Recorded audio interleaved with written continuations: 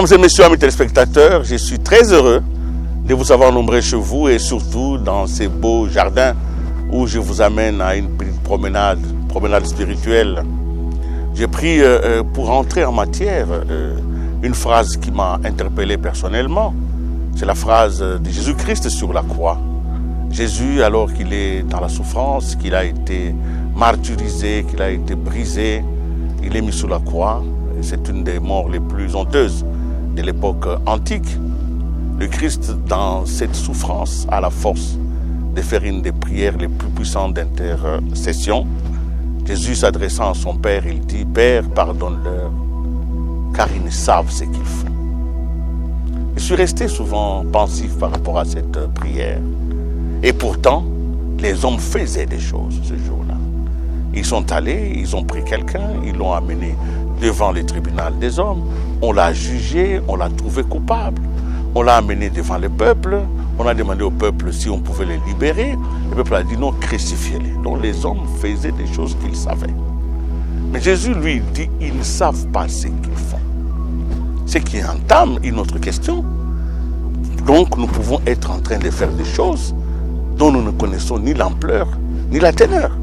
Pouvons-nous donc agir de manière consciente, mais dans l'ignorance? Voilà la thématique de ce jour, une thématique que je suis venu déposer aux pieds de mes invités pour qu'on en parle un tout petit peu, pour qu'ils me disent quelle appréhension ils ont. Les hommes donc vivent des choses sans savoir. Alors, cette émission va être animée par deux des invités que j'ai le plaisir de vous présenter. Et à ma gauche, madame, mademoiselle, madame. Bon, le dictionnaire a permis madame ou mademoiselle. Merci. Donc, comme vous voulez. Madame Etolda Tamboué. Vous êtes économiste. Vous avez fait des études d'économie. Donc la question de la production, la question de la distribution des ressources, la question du revenu, la question de la pauvreté, c'est des questions qui vous sont familières. Mais la question de la vie aussi. Oui, oui. Voilà. À côté de vous, j'ai le plaisir de recevoir des docteurs audio. Quand je dis audio, les gens disent tiens quand même, il y a un audio que l'on connaît. Non, c'est Ousmane Audio. Vous êtes médecin. Vous êtes spécialiste de la médecine interne. Donc, vous connaissez les corps humains dans ce monde de détails, vous connaissez les organes, vous connaissez aussi la vie qui sort de ces corps-là. Nous allons nous parler aujourd'hui de ce corps-là. Mais vous me recevez parce qu'en fait, c'est chez vous. Vous me recevez dans le cadre du message rural. Nous sommes donc ici au jardin du rural, en Balambala, dans ce beau cadre, où je suis venu vous poser ma problématique. Vous me recevez aussi parce que c'est une semaine que vous consacrez à la diffusion de l'œuvre d'Abdou Chine dans la lumière de la vérité. Donc je commence donc par vous, docteur, parce que nous devons prendre le pouls. Hein? Je me suis donc intéressé à la problématique de la jeunesse et de la fin de temps. Quand on vous parle de jeunes, ça vous renvoie à quoi? Alors, pour moi, la jeunesse, on va dire que c'est les plus belles années de la vie. Hein. C'est l'insouciance, c'est la découverte, c'est l'apprentissage, c'est l'ouverture sur le monde, sur la vie, c'est la curiosité, c'est aussi la joie de vivre, c'est tout cela. Et donc, pour moi, la jeunesse, c'est vrai qu'il y a une période de la vie où on dit que les gens sont jeunes, mais en vérité, on peut garder l'esprit de la jeunesse même quand on est très avancé en âge. Vous annoncez une deuxième notion, jeunesse, âge, jeunesse, état d'esprit. Vous avez quelle appréhension de la jeunesse? À peu près la même appréhension que monsieur. D'abord, c'est l'âge de l'innocence. On ne connaît pas grand-chose. On vit simplement, sans trop se soucier, innocemment, inconsciemment. Puis vient l'âge où on acquiert cette connaissance de la vie, cette conscience que oui, on existe réellement. On découvre plusieurs choses. On entre en contact avec le monde en fait. Puis à l'âge où il y a l'action, on est un peu secoué par la vie et tout ça. J'ai même vu dernièrement un statut qui circulait. J'aimerais retourner à l'époque où je dormais sans trop réfléchir. Pour dire qu'à un certain âge, on arrive à un moment où il y a tellement d'expériences à vivre qu'on a besoin de s'arrêter un peu pour réfléchir. Alors, docteur, je reviens à vous, vous qui traitez la vie au quotidien. Est-ce que la jeunesse, c'est forcément l'insouciance? Pas nécessairement, pas nécessairement. Par l'insouciance, on entend, comme Madame Etolda l'a si bien dit, c'est le fait qu'on ne se pose pas trop de questions sur les responsabilités de la vie, sur savoir... on n'a pas trop de charges, on n'a pas un loyer à payer, on n'a pas des enfants à élever, on ne connaît pas vraiment le prix des biens. Voilà, mais ça ne cadre pas toujours avec l'insouciance parce que vous savez, il y a des jeunes qui sont très responsables et qui réfléchissent même au-delà des personnes qui sont plus âgées qu'elles. Mais disons qu'à cause de la mondialisation, à cause du monde dans lequel on vit, les jeunes restent dans un âge où ils ont moins de responsabilités pendant un peu plus longtemps. Vous savez, avant la colonisation,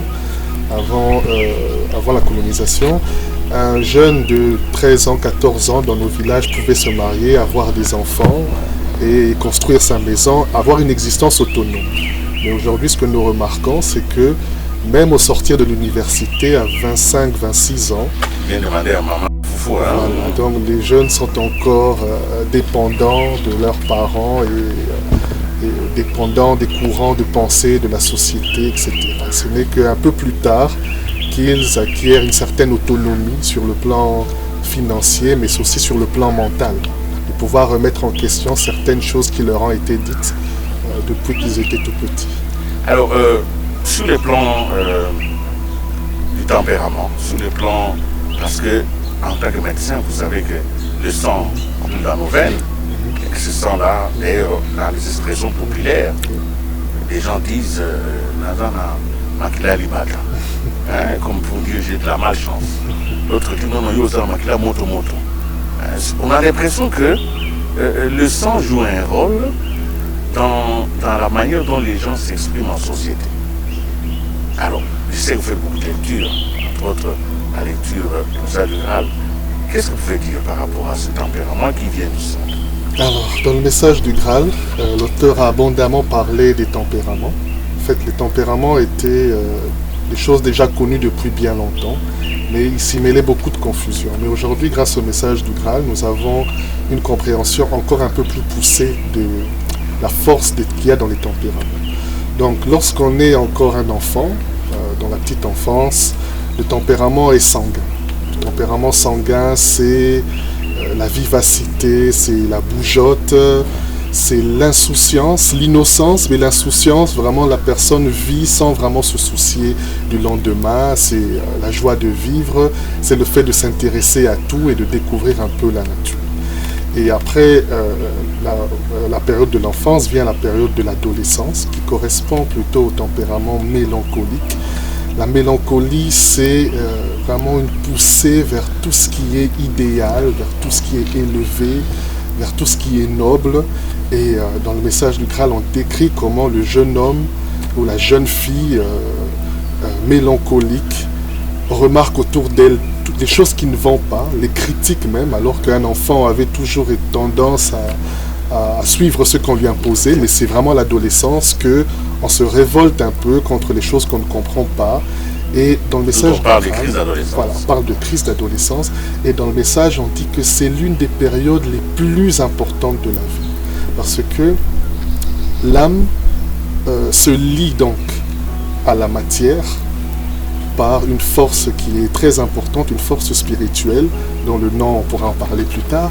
Et cette force spirituelle fait que l'esprit qui vit dans le corps est vraiment connecté de façon pleinement consciente à la réalité.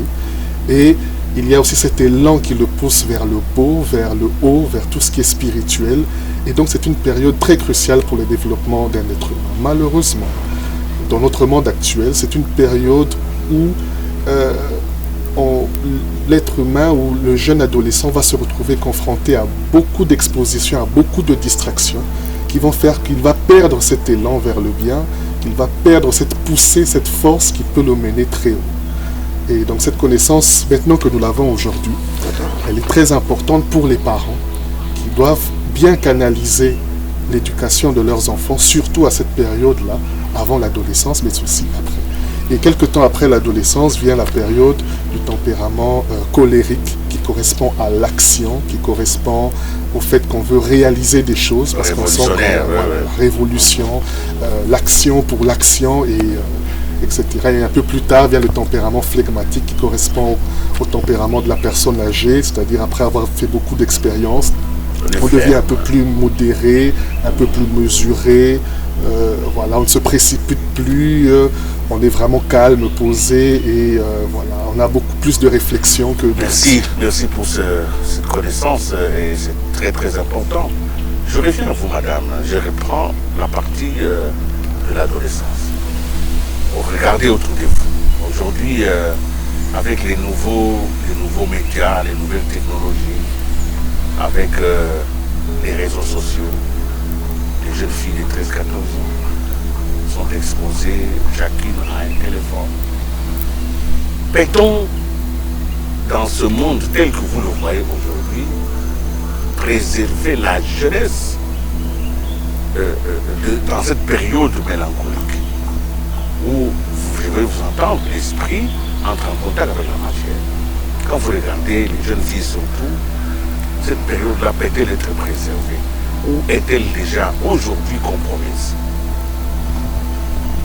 Bon, pour la question, c'est vrai, avec tout ce qu'il y a comme influence dans les multimédias, il est vraiment difficile de préserver cette jeunesse-là. Moi, je me dis que c'est aux jeunes en soi, puisqu'avec la percée de l'esprit, le jeune il se pose des questions. Est-ce que ceci est bon? Est-ce que cela est bon? Pourquoi ça? Pourquoi pas ça? Et au milieu de ça, il y a encore un tas de choses. Je pense que c'est aux jeunes de pouvoir choisir en fait ce qui serait le mieux pour lui. Est-ce que les jeunes peuvent choisir à cet âge-là? Est-ce qu'il a le moyen de choisir? Aujourd'hui, les gens sont liés à la mode. Toutes les jeunes filles, téléphone. Toutes les jeunes filles, WhatsApp. Toutes les jeunes filles, Facebook. Toutes les jeunes filles, Instagram. C'est la mode et c'est la pression qui est exercée sur les parents même. Est-ce que les jeunes peuvent choisir? Est-ce qu'ils ont le pouvoir de choisir? Le jeune a le pouvoir de choisir parce que nous ne devons pas seulement rejeter la faute aux influences qui viennent vers nous, non. Avant d'être jeune, on est d'abord être humain ou esprit humain et en tant que tel, on dispose du libre arbitre et surtout à l'âge de l'adolescence, comme vous venez de dire, où l'esprit a percé dans la matière. Donc c'est l'âge où l'être humain utilise sa faculté de libre arbitre et a le pouvoir de décider sur tout. L'influence, je peux le dire, si on arrive à être influencé, c'est que quelque part on a décidé d'être influencé. Oui. Je ne crois pas, parce qu'une fille de 13 ans a décidé d'être influencée. Si elle est dans l'amour des enfants, je ne crois pas, moi. Je crois qu'on n'a pas assez de force pour résister. Vous tenez absolument à dire qu'à 13 ans, si on s'est influencé, on s'influence soi-même. Une grande personne, oui, mais une fille de 13 ans. Qui aujourd'hui, elle est soumise à un réseau, par exemple, sur les réseaux sociaux, elle a des amis, etc. Elle peut être influencée, non? Je ne sais pas si excusez-moi, j'insiste. Réexpliquer. C'est qu'il y a d'un côté, à 13 ans, prenons cet âge, puisque à vous entendre parler, c'est 13 ans, c'est pas 7 ans. Oui. Vous voyez? À 13 ans, l'enfant est, je pense, déjà à l'école secondaire. À l'école secondaire. Et cet enfant a déjà une capacité de réflexion. Et avec cette percée de l'esprit, il possède en lui la faculté de décider. Et l'éducation à la maison peut aussi l'aider dans ce sens, dans sa prise de décision. Parce que les parents ne seront pas toujours avec lui pour le guider, comme ce l'était à l'âge de l'enfant. C'est maintenant à lui de décider, mais il doit prendre pour base cette éducation-là. D'où le rôle du parent, comme l'avait dit précédemment M. Osam.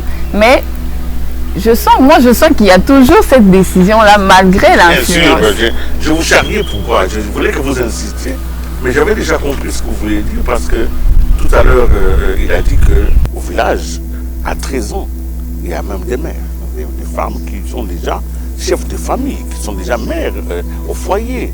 La plupart de nos mamans, à nous, ont commencé leur relation de mariage à 13-14 ans. Je suis donc d'accord avec vous quand vous dites cela, mais ceci nous ramène justement à la responsabilité générale. Alors, si l'être humain est influencé par l'environnement, au point qu'il ne sait plus exactement, comme je disais, il avait dit Jésus, il ne sait pas ce qu'il fait. Alors, je vous pose une question à vous deux directement. Regardez notre société. Avez-vous l'impression que nous savons ce que nous faisons? Moi, je dirais que, d'une manière générale, nous vivons un peu dans l'inconscience, c'est-à-dire que nous faisons des choses sans réellement savoir pourquoi est-ce que nous le faisons. Nous faisons des choses par habitude, c'est-à-dire que la société nous a imposé une façon de nous comporter, une façon de réfléchir, qui au fond ne correspond pas à la volonté de Dieu. Pour revenir un peu en arrière par rapport à ce que vous avez dit, dans le message du Graal, on dit qu'au fond de nous, nous avons une voix intérieure qui nous guide, une intuition qui nous dit ce qui est bien ou ce qui est mal. Et les enfants ont cette capacité, cette faculté qui est moins déformée que chez les personnes adultes et les adolescents encore plus. Vous savez, très facilement chez un enfant, il va vous dire que tel acte, telle façon d'agir n'est pas bonne, sans qu'on lui ait même appris, il le ressent au fond de lui. Et la même chose pour un adolescent non déformé. La déformation vient du fait, comme on dit, que l'homme n'est bon, c'est la société qui est le courant. En voyant des mauvais exemples dans la société, en voyant comment les gens se comportent, le jeune, l'adolescent, l'enfant va copier, okay, mais au fond de lui, il saura toujours que tel comportement n'est pas bon, mais je le fais parce que tout le monde le fait autour de moi. Même question, Madame Etolda, est-ce que nous savons ce que nous faisons? Avez-vous l'impression que nous vivons dans un monde où nous savons ce que nous faisons? Cette question me fait personnellement penser à un adage qui dit « Le bien et le mal, chacun le ressent au bout des doigts ». C'est-à-dire, il y a tout ce qu'il y a dans la société, tout ce qu'on voit, toutes les exigences, une façon de penser différente à laquelle, bon, même quand on n'est pas d'accord, on est obligé de s'adapter quand même. Il y a toujours quelque chose en nous qui nous dit « ça c'est pas bon, ça c'est bon ». Donc nous savons ce que nous faisons. En réalité, nous savons ce que En réalité, nous savons que nous faisons mal ou nous faisons mal. Voilà. Nous savons que sait qu'il sait que là je suis allé, c'était pas bon, mais je suis allé quand même. Quelle est la force qui pèse sur l'être humain pour que, tout en sachant que ce qu'il fait n'est pas bien, il continue à le faire? Quelle est la force qui le pousse? Qu'est-ce qui se passe en lui? Quels sont les éléments qui entrent en ligne de compte que nous pouvons mettre sur la table de l'analyse? Docteur Osam. Oui, vous savez qu'au fond de chaque être humain, il y a ce désir d'être considéré par ses semblables. Et tout le monde cherche l'approbation des autres. C'est-à-dire que la pression de la société est telle que pour plaire à la société, il y a certaines choses que nous faisons uniquement pour paraître normal, pour être comme tout le monde, mais parfois qui ne correspond pas à ce que nous sommes dans notre fort intérieur. Donc je pense que la pression de la société, le fait de vouloir plaire aux autres, le fait de ne pas paraître entre guillemets bizarre vis-à-vis des autres, fait que parfois on est obligé de faire des choses qui qui ne seront pas forcément correctes. Et pour justifier certains de ces agissements, on dit que c'est le diable, n'est-ce pas, madame? Oui, c'est Satan qui nous a poussés. Comment vous considérez cela? En effet, c'est ce qui est dit. Bon, on a coutume de rejeter toute la faute au diable, alors que c'est nous-mêmes, en fin de compte, c'est nous-mêmes qui sommes responsables de ça, parce que nous nous laissons influencer. La société nous impose bien sûr une certaine manière de vivre à laquelle on n'est pas très d'accord, mais on veut faire comme tout le monde par peur d'être rejeté, par peur d'être pointé du doigt. Et voilà. Donc je ne pense pas qu'il faille rejeter toute la faute à Satan. Non, il faut plutôt chercher à faire ressortir, à faire ce que nous indique notre vouloir intuitif, notre fort intérieur. Alors, évidemment, nous venons d'établir, si je vous ai bien compris, la relation entre l'être humain et les différentes phases de sa vie, dont la jeunesse aujourd'hui. Le monde est à peu près autour de 70%, c'est des jeunes. C'est des jeunes, donc ils ont moins de 35 ans. Ils vivent aujourd'hui dans le monde. Qu'est-ce que vous pensez, vous, de la fin du monde? Est-ce que c'est un mythe? Est-ce que c'est une vraie réalité? On en parle beaucoup, on parle du jugement dernier. Qu'est-ce que vous en dites, docteur François? Alors, toutes les religions du monde s'accordent pour dire qu'il y aura une fin des temps. La plupart des religions du monde nous disent que nous sommes actuellement dans la fin des temps. Lorsque nous lisons la Bible, nous voyons les signes annoncés par le Fils de Dieu Jésus, nous voyons les guerres, nous voyons la misère, nous voyons les épidémies, nous voyons les catastrophes naturelles. Et donc personne ne peut douter que nous sommes dans le jugement. Le message du Graal est très clair à ce sujet, c'est que nous sommes en plein milieu du jugement. Et que pour cette raison, chaque heure d'une existence est plus précieuse que jamais. Et chacun doit s'accrocher au but de la vie. Le but de la vie, c'est une notion qui est très très négligée dans le monde, c'est-à-dire que nulle part vous allez trouver des gens qui vous disent qu'ils sont en train de poursuivre leur mission de vie ou leur but de la vie. Et les gens sont distraits. Je ne sais pas s'il y a eu une époque comme la nôtre où il y a autant de distractions qui empêchent les gens de se concentrer sur l'essentiel, à savoir arriver au but de la vie qu'un être humain s'est fixé que Dieu a fixé aux êtres humains sur la terre. Nous sommes distraits par la télévision, les réseaux sociaux, la musique, la boisson, les films. Aujourd'hui, il est facile de passer une journée entière sur son téléphone à ne rien faire du tout. Et donc, le message du Graal est très clair à ce sujet. Nous sommes en plein jugement et chacun doit déployer un surcroît d'efforts pour pouvoir combler ce qui lui manque afin d'accéder... Évidemment, la question qui vient est inévitable. Oui. Le but de la vie, finalement, ce serait quoi? Le but de la vie, premièrement, ce qu'il faut savoir, c'est que nous ne sommes pas originaires de la Terre. C'est-à-dire que la Terre n'est qu'une escale. Nous venons d'un point d'origine qui est situé très, très haut, qui est le point le plus élevé de la création, qu'on appelle dans la Bible le paradis. Et donc nous venons de là, et nous venons sur la Terre pour devenir la meilleure version que nous puissions être, pour être des êtres humains accomplis. Et cela passe par le respect des lois de Dieu dans la nature, qui est le fait d'aimer son créateur, d'aimer son prochain, d'aimer la nature et de la protéger et de l'ennoblir. Et c'est ça le but ultime d'un être humain. Et le fait d'accomplir ce but nous ramène à notre point d'origine. Mais aujourd'hui, nous vivons dans un siècle de matérialisme où on nous fait croire que le but de la vie, c'est de se marier, d'avoir des biens matériels, d'avoir une grande maison, d'avoir plein d'argent, d'être comment je peux dire, une vedette, une star, d'être vraiment avoir beaucoup de succès. Toutes ces choses ne sont valables que pour la terre. Le jour où quelqu'un meurt, il n'emporte pas ses millions, il n'emporte pas ses milliards, il n'emporte pas sa femme, ni ses enfants, ni ses titres académiques. Et donc, tout ça ne vaut que pour la terre et donc pour le matériel, pour la matière. Si nous sommes dans l'époque du jugement, c'est que nous devons faire attention. Comment se comporter alors quand on est jeune, dans une période aussi cruciale qui touche les buts de la vie? Comment un jeune doit se comporter?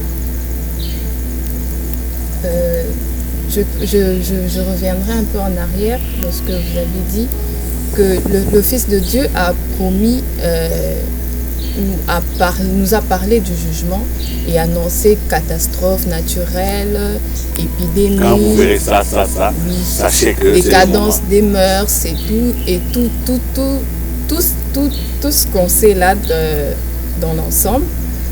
Mais au milieu de tout ça, il a aussi promis une ligne de conduite qui devrait nous être envoyée. La parole de vérité ou l'évangile éternel. C'est là-dedans que nous devons chercher cette ligne de conduite pour pouvoir savoir comment se comporter en période de jugement. Alors que je peux dire que ce n'est pas le cas aujourd'hui parce que nous, surtout les jeunes, on aime l'ambiance, on est dans l'ambiance, dans la quête des biens matériels, dans la quête des honneurs, du pouvoir. Et voilà, ça nous fait passer à côté de l'essentiel qui était d'abord de chercher cette parole-là qui devait nous servir de ligne de conduite pendant la période de jugement. Où la chercher? Est-ce qu'on va la chercher? Elle est quelque part. Elle habite quelque part. Si nous sommes ici sur terre, vous pensez que nous devrons la chercher sur terre, bien évidemment. Oui, je ne suis pas satisfait. Continuez à parler.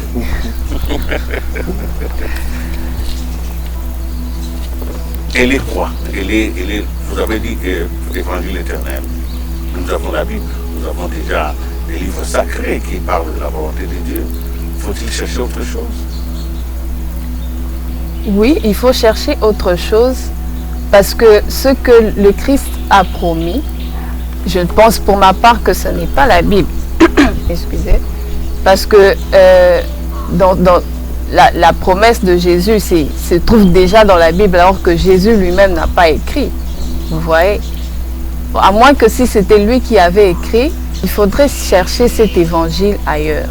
Parce que si c'était dans la Bible, Jésus n'aurait pas annoncé quelqu'un d'autre et les disciples ne seraient pas en train d'attendre quelque chose de parfait, comme l'apôtre Paul lui a dit. En vérité, nous prophétisons partiellement, en partie, mais quand le parfait sera venu, nous allons prophétiser ce qui est parfait. Donc, les disciples attendaient bel et bien la venue d'une nouvelle direction, d'un nouvel évangile, d'un nouveau guide religieux. Et donc, voilà, c'est ça. Dans le monde actuel, je sens que Mme Etolda en sait beaucoup plus qu'elle ne veut le dire. Peut-être que nous sommes indignes de le savoir. Donc c'est pas grave, hein, je comprends votre réticence. Mais véritablement aujourd'hui, le monde peut-il être en quête de cette nouvelle direction? Et quelle attitude faut-il avoir pour pouvoir avoir des chances de rencontrer la nouvelle direction? Quelle attitude? Docteur, et puis vous allez compléter. Alors, ce que je voudrais dire, c'est que ça soit pour les personnes adultes ou pour les jeunes, le but de la vie ne change pas, il est le même. Et même en cette période de jugement, le but de la vie n'a pas changé. C'est toujours de s'accomplir, de devenir autoconscient, de devenir la plus belle version que l'on puisse devenir en tant qu'être humain. Et donc, en cette période de jugement, il est très important de pouvoir se raccrocher à l'essentiel, à tout ce qui est fondamental. C'est-à-dire que chaque croyant doit regarder vers son Seigneur avec beaucoup de confiance, avec le désir d'être guidé par le Seigneur. Évidemment, on peut le faire aussi en lisant la Bible ou n'importe quel autre livre sacré qui existe sur la terre, mais puisque nous sommes dans le cadre de la diffusion du message du Graal. Aujourd'hui, le message du Graal apporte des solutions aux problèmes de l'humanité. Vous savez, les êtres humains se posent tant de questions. C'est même ça le point de départ. Tant qu'on ne se pose pas de questions, on ne recherche pas. On ne cherche pas à trouver quelque chose. Donc les gens aujourd'hui se posent énormément de questions. Et beaucoup de questions dans l'humanité sont restées en suspens, n'ont pas eu de réponse satisfaisante. Des questions comme d'où venons-nous? Qui sommes-nous les êtres humains? Où allons-nous? Pourquoi est-ce que nous devons vivre si nous devons mourir? Pourquoi? Qu'est-ce qui se passe après la mort? Autant de questions laissées en suspens. Le message du Graal aujourd'hui répond de façon claire et nette à toutes ces questions, dans un langage clair et compréhensible, qui ne demande même pas à faire des hautes études universitaires pour comprendre ce qui est écrit dans le message du Graal. Donc aujourd'hui, le message s'adresse à tous les êtres humains, mais encore une fois de plus à la jeunesse. Parce que, comme vous l'avez dit, l'avenir de l'humanité aujourd'hui se trouve dans la jeunesse. Plus de la moitié des êtres humains vivant actuellement sur la Terre sont jeunes. Et le message du Graal dit que nous les jeunes, nous gaspillons nos années de jeunesse dans l'ivresse de la boisson, dans l'ivresse des sens, dans la recherche des choses qui sont futiles, ou lorsqu'on n'est pas dans ça, on perd les plus belles années de nos vies dans des études qui surchargent l'intellect. Et donc les plus belles années de la vie passent comme ça sans être utilisées à profit. Alors que c'est une période qui est très importante. Parce que comme on l'a dit, c'est à l'adolescence que l'esprit prend pleinement possession du corps et qu'il est en liaison étroite avec son origine, qui est située au sommet de la création. Et donc c'est à ce moment-là que l'être humain peut faire des progrès faramineux, il peut progresser à pas de géant, à condition qu'il ait la connaissance. Et cette connaissance aujourd'hui, on peut la retrouver dans le message du Graal. Madame la Tota, c'est vrai que nous allons vers la fin de l'émission. J'aurais bien voulu vous garder pendant longtemps. Mais je vais en profiter, c'est quand même le mois qui est adressé aux droits de la femme. Et dans cette quête-là, du retour vers l'essentiel, du retour vers les sérieux, quel peut être le rôle de la femme? Le rôle de la femme serait, je parle d'abord de la femme en tant que mère, serait d'abord d'éduquer l'enfant, d'essayer, en tout cas dans la mesure du possible, de les éloigner des multimédias, parce que c'est ça qui constitue de nos jours un poison pour la jeunesse. On peut être là, scotché sur son téléphone, on ne voit pas le temps passer, alors qu'on peut se focaliser à autre chose. Voilà. Dans la mesure du possible, la mère peut voir dans quelle mesure son éducation, orienter son éducation vers la limite de l'utilisation des multimédias, inciter plutôt les enfants à un certain âge à la découverte de la nature, et plus l'âge avance, l'inciter de plus en plus à la lecture de la Bible, pourquoi pas. Voilà, c'est un peu tout ce que je peux dire. Ça c'est pour la mère, pour la jeune femme. Oui, exactement, pour la mère. Et pour la jeune femme, c'est un peu comme on dit, hein, éduquer une femme, c'est éduquer toute une nation. Donc, le principe sera le même, c'est que j'ai reçu cette éducation, c'est comme ça que je veux me comporter. Je dois me préserver parce qu'il y a pas mal d'influences qui agissent sur moi. Or, ce n'est pas toujours en conformité avec ce que moi je veux. Pour pouvoir accomplir des actes conformes à mon vouloir, je dois m'imposer des limites. Ce n'est pas mauvais, les multimédias, c'est pas mauvais d'avoir un téléphone lorsqu'on est adolescent, mais l'utiliser pour ce qui est utile tout simplement, à des heures précises aussi. Et le reste, consacrer son temps à autre chose, à la lecture, comme je l'ai dit précédemment. Alors, nous allons atterrir, hein, on va atterrir. Cette émission, vous m'avez tellement dit des choses belles que je commence à vous écouter, puis j'oublie même que je dois poser des questions. Bon, Alors j'en pose quand même pour terminer. Vous allez peut-être nous trouver aussi un extrait avant de clôturer. Dans le meilleur des cas, comment faire pour qu'on n'aille pas vers un trop tard pour la jeunesse? Comment faire aujourd'hui? Comment faire pour que notre monde qui est en train de se dérouler de manière inattendue, c'est-à-dire dans les chaos, comment faire pour que ce que vous avez proposé soit accepté et accessible? Je ne sais pas si j'ai posé beaucoup de questions pour terminer, mais en tout cas, choisissez celle que vous pensez me répondre et ce sera la fin de cette émission. J'aime une expression qui dit que le monde ne sera pas détruit par les gens mauvais, mais plutôt par l'inaction des gens qui sont de bon vouloir. Je pense que dans le monde, beaucoup de personnes de bon vouloir attirent déjà l'attention de tous les êtres humains que nous sommes dans le jugement et que la situation est de plus en plus chaotique et qu'il faut revenir aux valeurs fondamentales qui font de nous des êtres spirituels. Et donc, je pense que tous les hommes de bonne volonté doivent se lever comme un seul homme pour pouvoir avertir, pour dire que nous allons au-devant d'un mur et que si on ne fait rien, on va s'éclater contre le mur.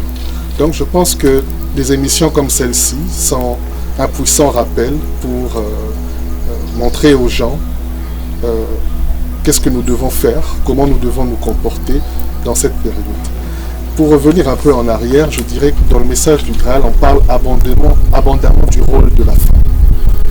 On dit que la femme est un être incroyablement puissant par la pureté de son intuition. L'intuition est cette faculté de pouvoir ressentir, capter la vérité sans passer par un raisonnement quelconque. Si bien que la femme qui se comporte tel que le veut le Créateur sait exactement comment se comporter, ce qui est bien, ce qui est mal. Avoir une femme comme ça, cette femme dont parle la Bible, cette femme vertueuse, est un soutien non seulement pour sa communauté, mais pour toute la création. Une femme qui sait comment se comporter, comment agir dans la société avec droiture, aide la société à s'ennoblir et à devenir encore plus forte. Et donc aujourd'hui, je pense que le message du Graal est une chance pour l'humanité de pouvoir sortir de la confusion dans laquelle nous sommes. Nous avons parlé du matérialisme absolu dans ce monde. Vous avez les gens qui prônent des valeurs. Quelles sont les valeurs qui sont prônées aujourd'hui? C'est avoir beaucoup d'argent. Pour un homme, avoir beaucoup de succès, avoir beaucoup de femmes. Pour une femme, qu'est-ce qui est prôné aujourd'hui? C'est d'être belle, d'être sexy. Ce sont des valeurs qui sont en contradiction avec la volonté de Dieu. Et donc, tant qu'on ne se lève pas pour dire que ce n'est pas ça le chemin, il est très difficile pour cette humanité de pouvoir changer. Vous avez un extrait à nous proposer ou bien vous n'avez plus rien à... Alors, il y avait beaucoup d'extraits. Un seul. Il y avait beaucoup d'extraits que nous avions choisis pour étayer chacune des images. Voilà ce que nous avons dit. Alors, nous allons un peu parler juste un extrait, un court extrait du but de la vie. Oui. Okay. Cet extrait, nous le tirons de la conférence Le langage du Seigneur, qui est tiré du tome 1 du message du Graal. Qu'est-ce que l'auteur du message du Graal nous dit? Je cite: « Vous les êtres humains de la terre, vous êtes dans la création pour trouver la félicité, pour la trouver dans le langage que Dieu vous parle de façon vivante, et comprendre ce langage, l'apprendre, y ressentir intuitivement la volonté de Dieu. Voilà votre but au cours de votre pérégrination à travers la création. C'est dans la création elle-même, à laquelle vous appartenez, que repose l'explication du sens de votre existence et que vous pouvez reconnaître votre but. Vous ne pourrez jamais trouver ni l'un ni l'autre autrement. Cela exige de vous que vous viviez la création, mais vous ne pouvez la vivre, c'est-à-dire en faire l'expérience, que si vous la connaissez réellement. Par mon message, je vous ouvre à présent le livre de la création. Le message vous montre clairement le langage de Dieu dans la création, ce langage que vous devez apprendre à comprendre afin de le faire entièrement vôtre. Représentez-vous par exemple un enfant qui sur terre ne comprend ni son père ni sa mère, parce qu'il n'a jamais appris le langage qui lui parle. Que pourra-t-il bien advenir de cet enfant? Ne sachant absolument pas ce qui est attendu de lui, il ira de difficulté en difficulté, il s'attirera malheur sur malheur et ne sera peut-être même d'aucune utilité sur cette terre, ne pouvant contribuer à aucune joie ni à aucun objectif.